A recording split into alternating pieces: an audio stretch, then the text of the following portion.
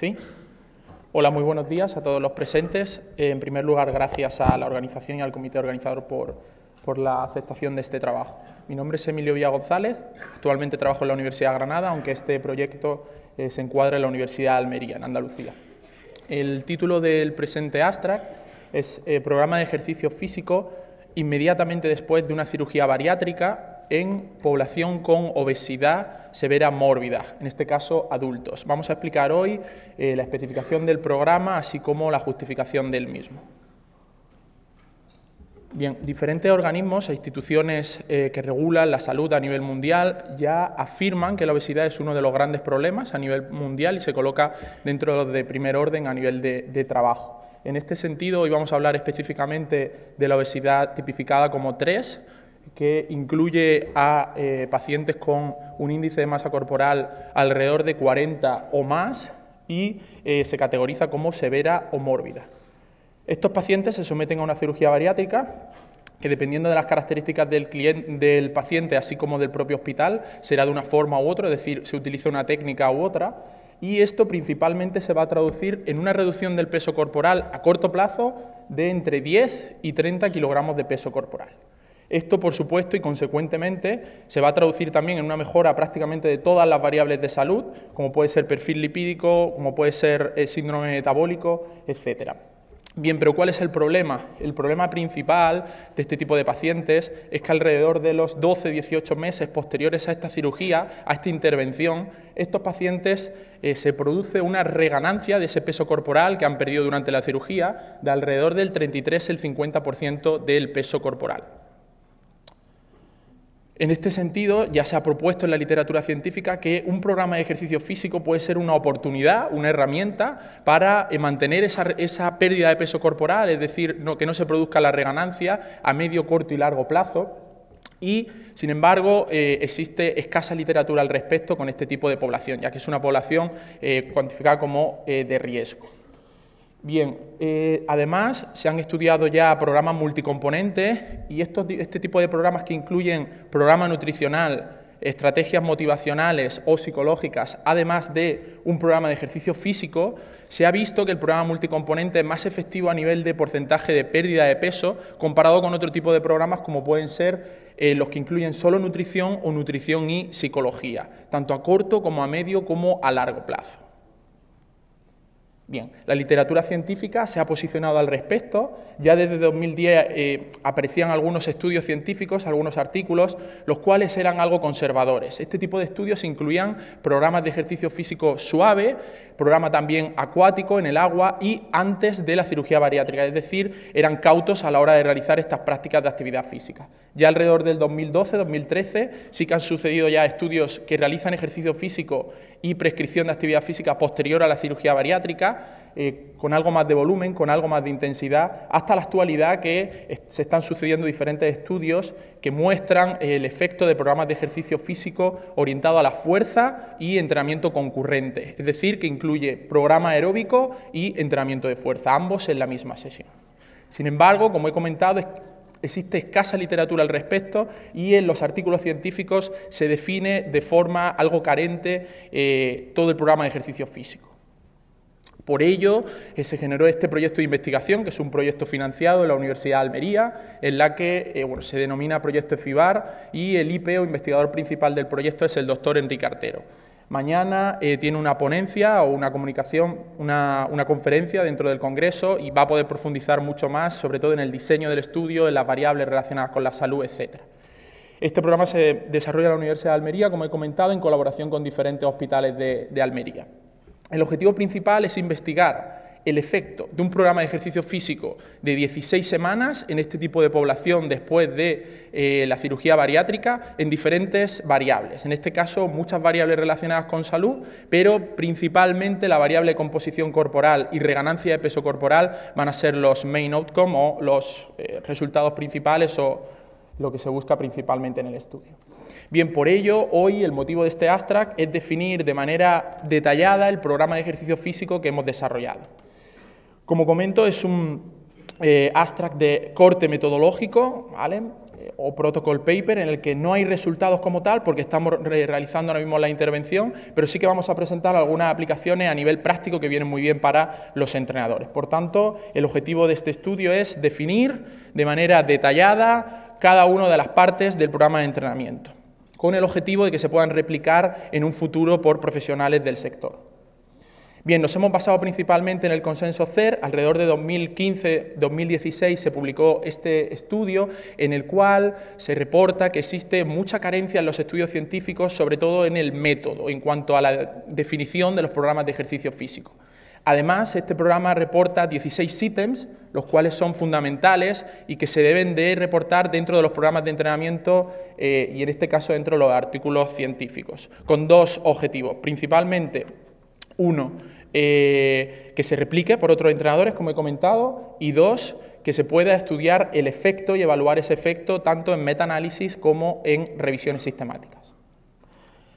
Por ello, hemos utilizado esos 16 ítems que se muestran en esta tabla número 1, los cuales incluyen algunos aspectos que deben de tener este método científico y en este caso el programa de entrenamiento, como qué materiales vas a utilizar, quién va a desarrollar esa intervención o ese programa de actividad física, cómo se va a desarrollar, es decir, cuál es la dosis específica de ejercicio para esta población, cómo se avanza en la cuantificación de la carga, cómo se progresa un ejercicio, cuáles son los ejercicios y cómo se desarrolla cada uno de ellos, etcétera. Y bueno, en total 16 ítems que hemos tenido en cuenta para realizar este proyecto.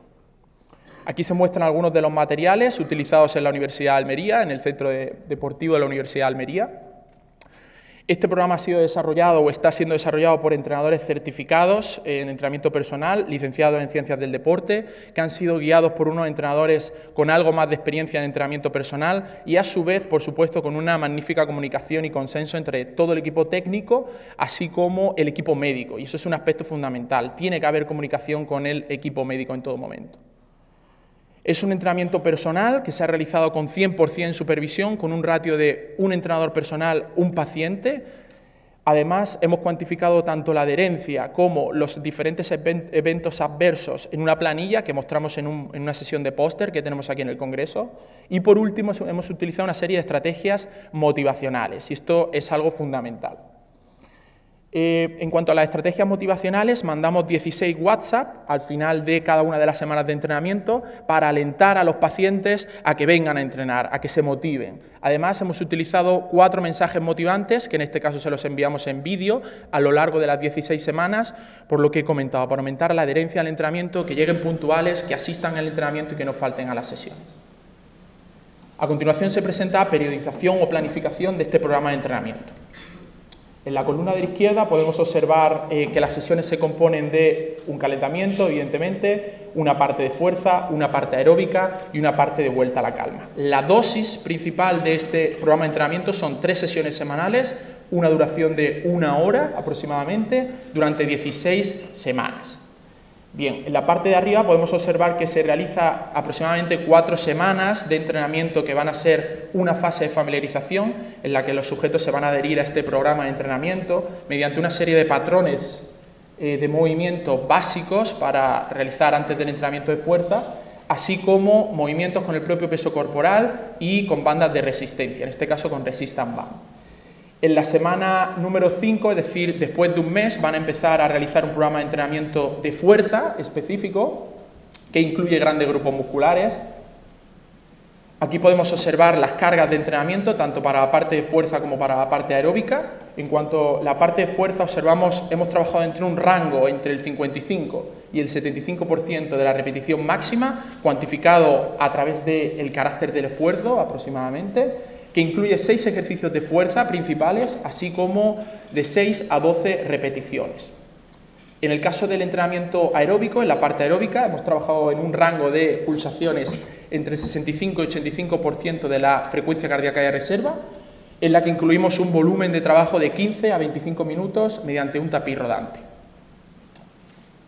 Bien, aquí se pueden observar también que hemos realizado un entrenamiento compensatorio de manera transversal a lo largo de todo el entrenamiento y las 16 semanas, con el objetivo de que los sujetos tengan un programa de prevención de lesiones que este incluye ejercicios de core stability, ejercicios de flexibilidad dinámica, así como ejercicios de propia estabilización.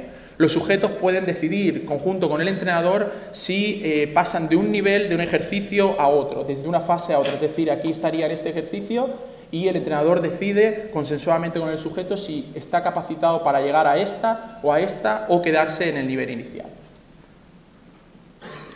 Aquí vamos a mostrar desde la fase 1 algunos de los ejercicios que estamos utilizando.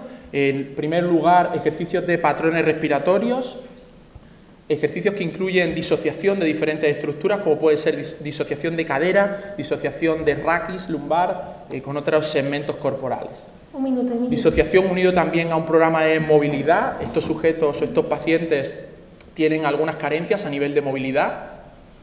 Además, incluimos ejercicios de levantamiento de peso. Recordemos que estamos en la fase 1 de familiarización. Ejercicio, como he comentado, con bandas de resistencia previo a ese entrenamiento de fuerza específico. Tanto en la 1 como en la 2 como en la fase 3 vamos a utilizar ese programa de manera transversal de ejercicios de core y estabilización.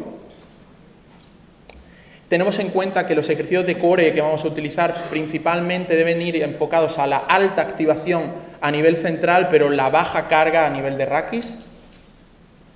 Ejercicios un poquito ya más complejos, un poquito de patrones de movimiento más complejos, como los press pull-off, que es un ejercicio antirrotacional, el primero, y en segundo lugar ejercicios de lanzamiento más globales. Aquí tenemos el programa de fuerza específico, el bloque de fuerza, que incluye estos 6 ejercicios, que son el squat o la sentadilla, el jalón al pecho, el press de banca, el remo bajo, el push press y por último un deadlift o un peso muerto. Y ese programa que comentaba de flexibilidad dinámica y estática. Bien, a continuación vamos a presentar algunos hallazgos preliminares, aunque como comento aún no tenemos esos resultados. Un minuto. ¿Sí? Los programas deben de ser flexibles 100%, adaptados a las características de los clientes. Se debe de tener especial cuidado con determinados ejercicios, sobre todo unilaterales, porque hay bastante carga por el volumen corporal. Cuidado sobre todo en la progresión de los entrenamientos. Esto sería una mala progresión, porque a los sujetos les cuesta mucho cambiar de una posición a otra. Especial cuidado también con las cargas compresivas por los altos volúmenes corporales. Flexión de tronco aproximadamente a partir de las 2-3 semanas por las posibles molestias de la propia operación y la seguridad ante todo. Por último, comentar algunos avances a nivel clínico que hemos observado en esta fase piloto y en esta primera fase ya del programa de entrenamiento. Número 1, hemos reducido el tiempo de espera para realizar ejercicio físico. Estos pacientes están realizando ejercicio físico desde el día 5 al 8 posterior a la operación, a una operación que anteriormente era considerada como una operación de riesgo y actualmente también, pero hemos reducido ese tiempo de espera. Además, es un entrenamiento totalmente personalizado, individualizado a cada uno de los pacientes.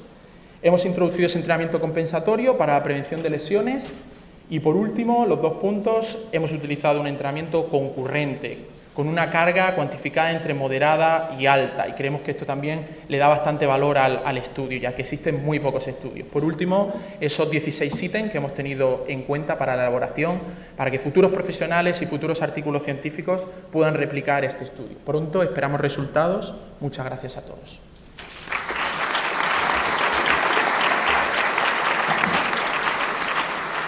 ¿Alguna pregunta? Bien, Emilio, según ha explicado, primero hacen los ejercicios de fuerza y a continuación hacen el entrenamiento aeróbico. ¿Perdón? Primero, en la tercera fase, o en la segunda, primero hacen los ejercicios de fuerza y a continuación hacen el entrenamiento aeróbico. Los 20 minutos en elíptica me ha parecido ver, o en cinta. En cinta.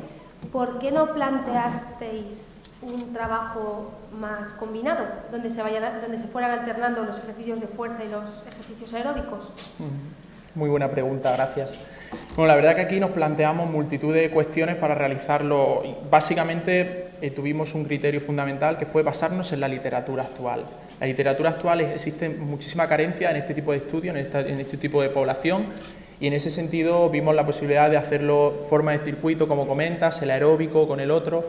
Pero realmente este tipo de entrenamiento concurrente, combinado en el que realizamos primero el entrenamiento de fuerza y posteriormente el entrenamiento aeróbico, tenía varios objetivos. En primer lugar, el entorno hormonal parece ser es más favorable para la pérdida de peso cuando se realiza este tipo de entrenamiento concurrente en estos pacientes, según nos muestra la literatura.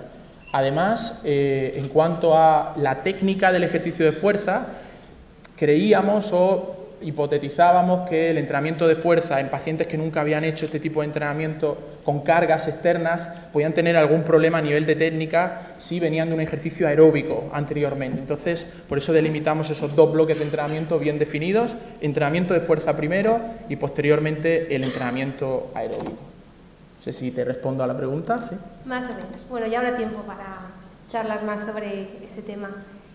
¿Alguna pregunta más? Bueno, pues muchísimas gracias, Emilio.